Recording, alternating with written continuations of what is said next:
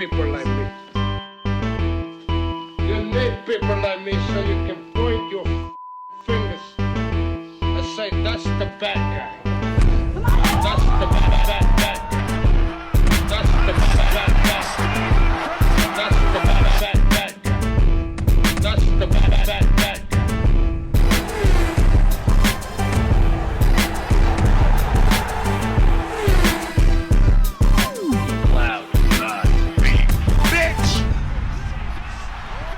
Welcome to the motherfucking relay. We're covering today's top boxing news. Ow! Okay, we'll start with this. Some comments from reigning minimum weight champion Senicia Estrada in reference to a Yokasta Valle fight. Senicia says Yokasta is delusional. She will make the biggest payday of her career because of me. She's already lost 2 times. I'm undefeated. I'm the lineal champion. She's coming to me. Period. There are only 2 champions in today's minimum weight division. Yokasta Valle is one, and Senicia Estrada is the other, both unified.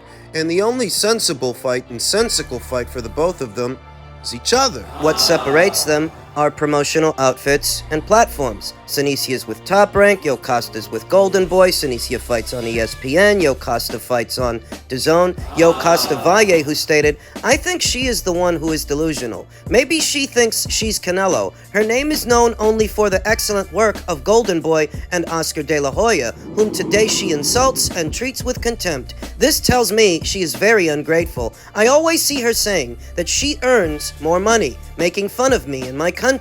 I'm sure she doesn't know that Golden Boy put her in a privileged position, not knowing the reality of women's boxing around the world. That must be of the female fighter will never have the opportunity to earn with dignity, which shows me that she has no empathy. But that's fine. She can enjoy her money while her promoter has to give away tickets to her fights. I'll enjoy the love of my supporters who pay a ticket to see me fighting. That feeling is something she will never experience. So I think she is wrong, and I think I am the one who will give her biggest purse for her career. For my part, I am ready to face whoever can make me an undisputed champion. I don't care where the fight is, just that Senicia stops making excuses and finally faces me.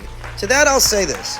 If Yokasta doesn't care where the fight happens, then why didn't she accept Top Rank's offer earlier this year? Because Top Rank did make a play for the fight. I don't want to be too lopsided, leaning too far to one side, but that is the truth. Top Rank already tried to do this thing, and I guess the dollar amount they offered was not to Yokasta Valle's liking, so she stayed on her side of the street. It's just being objective. And where Yokasta Valle says here that she doesn't care where the fight happens, she's the same one who said that she wants Senicia to fight her in Costa Rica. She wants home field advantage. She wants it to be on her side of the street in front of her fans. The expectation is that Senicia has to make those kinds of concessions. What are you going to do to compensate her? Because you're expecting her to concede home field advantage, promotional advantage. You want everything your way.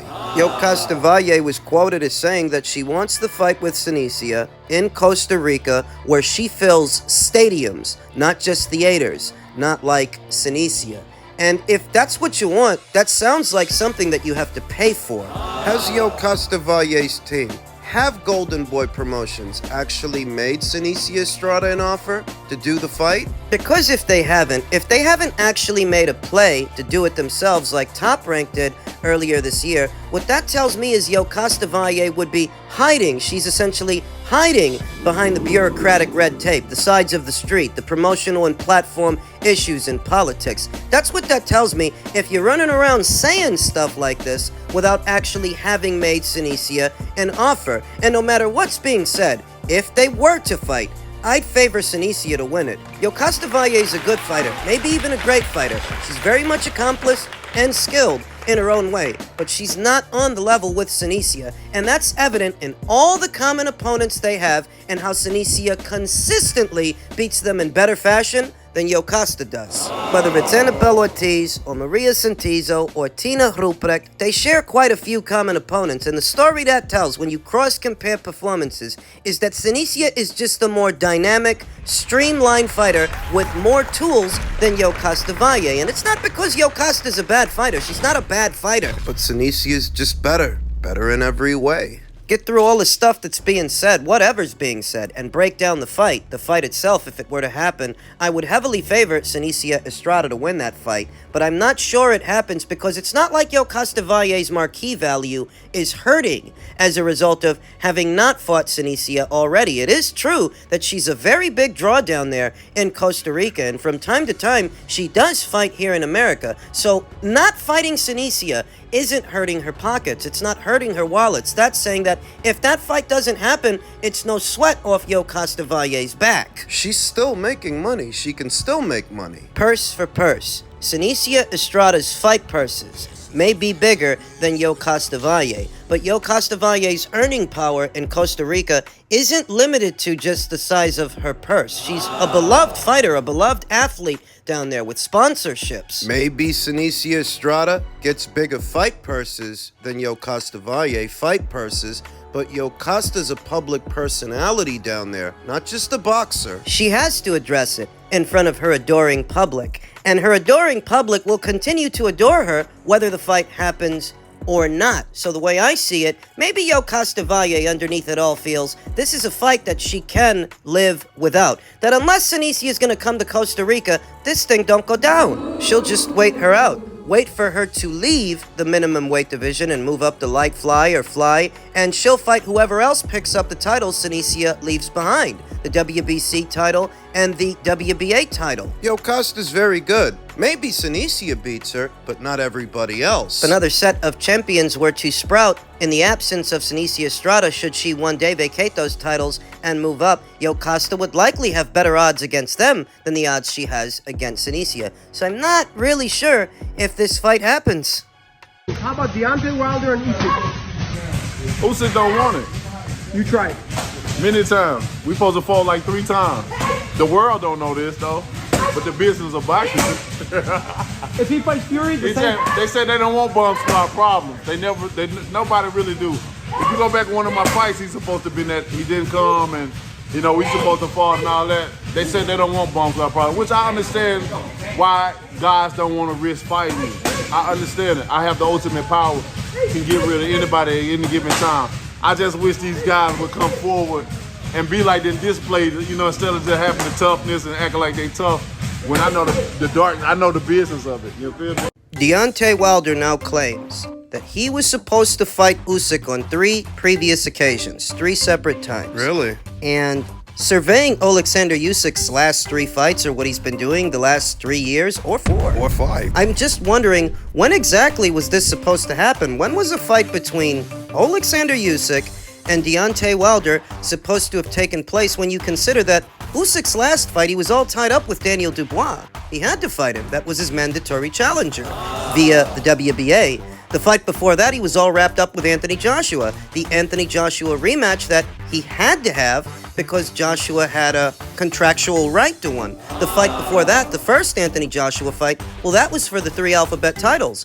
Where in there does Wilder fit into the picture? I think he's lying. Wilder's no stranger to making baseless accusations about other fighters, like how he's been accusing Tyson Fury of cheating or loading his raps or doing something for years now, but he has yet to substantiate those claims. In this instance, he's accusing Usyk of avoiding him 3 times on 3 separate occasions, but when was the window of opportunity for such a fight to happen? In Usyk's last fight, he was tied up with his mandatory, Daniel Dubois. Before that, he was tied up with Anthony Joshua and their rematch clause, and before that, he was challenging Anthony for the 3 alphabet titles. So where in there was there room for a Deontay Wilder fight? Usyk boxed Anthony Joshua for the very first time in September of 2021. The following month, in October, Wilder was busy getting his ass kicked by Tyson Fury for the second time. So I reiterate, when and where were Wilder and Usyk supposed to fight? Common practice among PBC fighters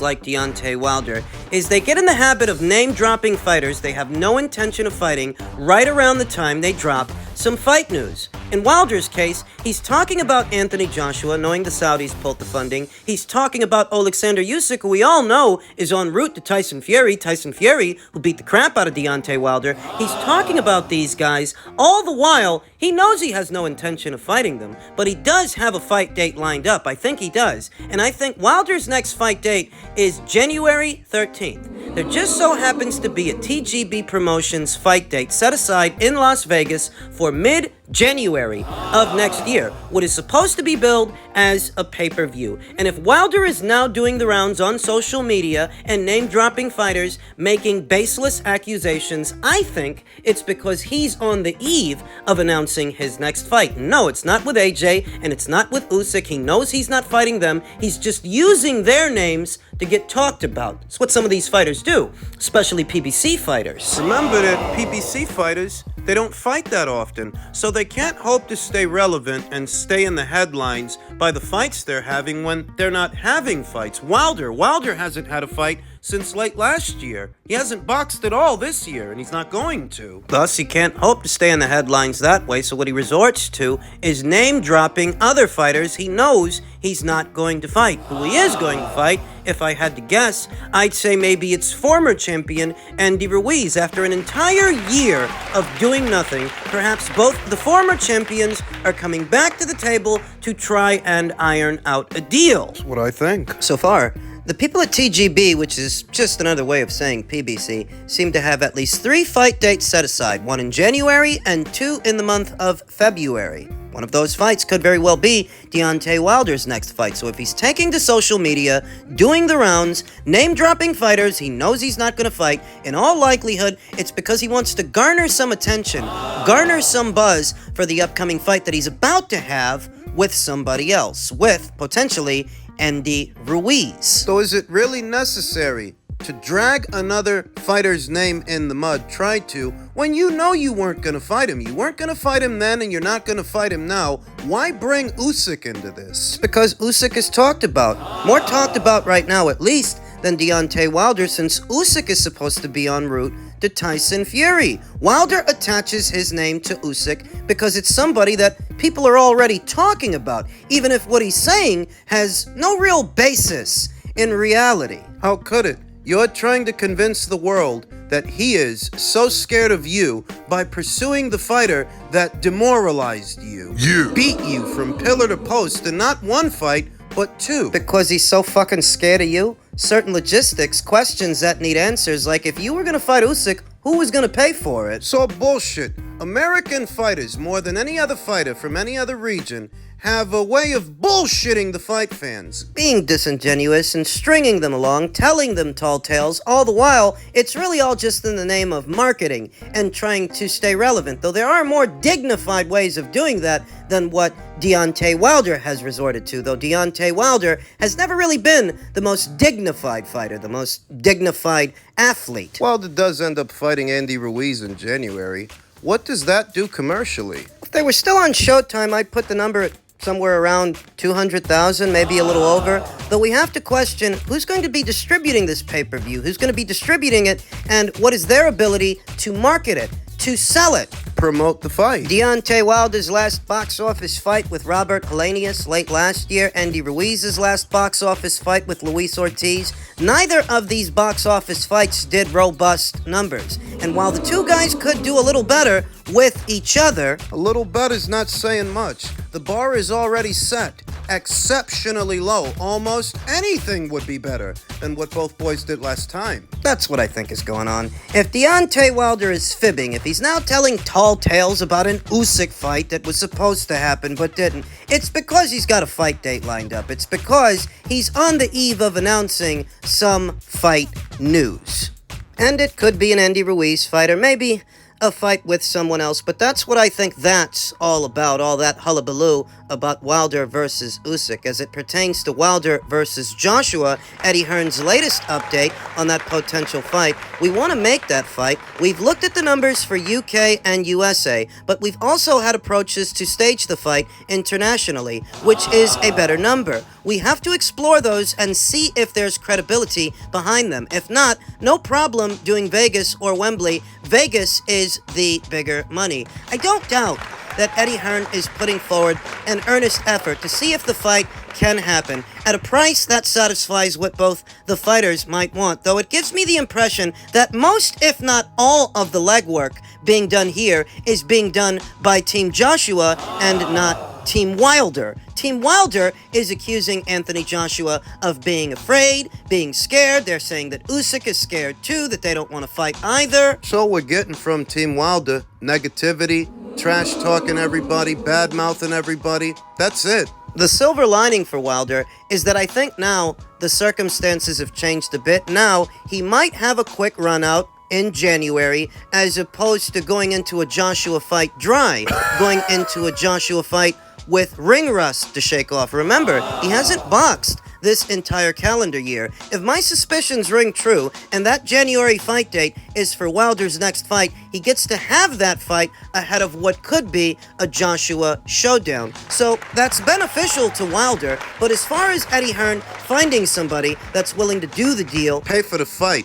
International approaches to stage it for big cash. the deal structure, the splits, who gets what, and does that satisfy what they want? Any concessions, and what about platform issues? Is Wilder still affiliated with the PBC, and is that affiliation going to be a problem? Because I feel like the less hands there are in the cookie jar, the more cookies there are for everyone. Everyone who's actually doing something. You also have to wonder if Deontay Wilder will even make it there. If he does end up boxing Andy Ruiz in his very next fight, potentially in January, the pitfall for Wilder is that he is some years older than Andy Ruiz, and he hasn't boxed in over a year. I feel like he's got more wear and tear than Andy. That the cannon right hand that usually lands him those highlight reel knockouts, it's reliant on speed and timing. And a fighter's timing is affected by inactivity. Deontay Wilder's been inactive for at least a whole year. Andy's been a bit inactive too, but he is younger. Little fresher? A little. And the feeling is that perhaps under normal circumstances, Deontay Wilder landing that right hand and potentially knocking out Andy Ruiz, perhaps it would be more probable if Deontay Wilder were more active in the last calendar year, but he hasn't been. So there is a question as to whether or not he makes it to a Joshua fight. He's got to get through this one first. Deontay Wilder has always been a long and limber heavyweight with two left feet, poor coordination, poor cardio, not much of a jab, and reliant, far too reliant on the big right hand. Anybody that goes in there with him knows that's what he's looking to land in the entirety of a round. Andy knows it. And even if the both of them haven't been that active, Wilder is older than Andy, having been in more wars than Andy, more wear and tear. Wilder's got to try to land that right. Being the taller and longer fighter, he can't let Andy Ruiz get inside, because if Andy does, Wilder ain't got no inside game. He could be in big trouble. It's his punch resistance like these days. Can he take a hard shot from Andy? If he fights him, does he even make it to a Joshua fight?